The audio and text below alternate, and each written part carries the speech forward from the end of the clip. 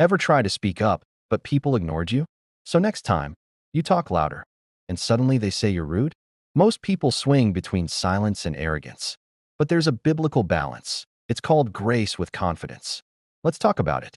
Confidence doesn't start with your voice. It starts with your identity. Ephesians chapter 2 verse 10 says, "You are God's workmanship, created for good works." When you know who sent you, you stop begging people for approval. Jesus never shouted to prove he was the Son of God. He simply knew it. True confidence is quiet assurance, not loud insecurity. The root is identity, and the fruit is confidence.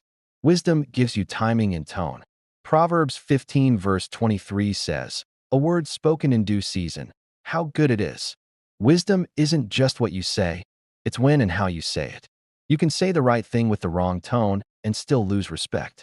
If you want to speak with confidence, control your tone, not your volume. Before you talk, ask yourself 3 things. Is it true? Is it kind? Is it necessary? Listening is part of speaking.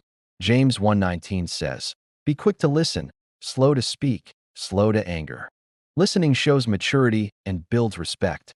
When you listen deeply, you understand people better, and when you speak, your words carry weight. Even Jesus asked questions more than he gave speeches.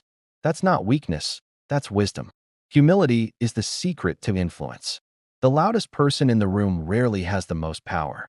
Philippians 2:3 says, "Do nothing out of selfish ambition or vain conceit, but in humility, value others above yourself." People listen to you when they feel respected by you. Confidence without humility becomes arrogance. Humility without confidence becomes timidity. The goal is to walk the middle line, bold but gentle. Here are 5 biblical habits to master your voice and presence. 1. Pause before replying. Proverbs 29:20 reminds us that fast answers are often foolish ones. 2. Smile while talking. It softens even hard truths. 3. Use people's names. It builds connection instantly. 4. Affirm before correcting.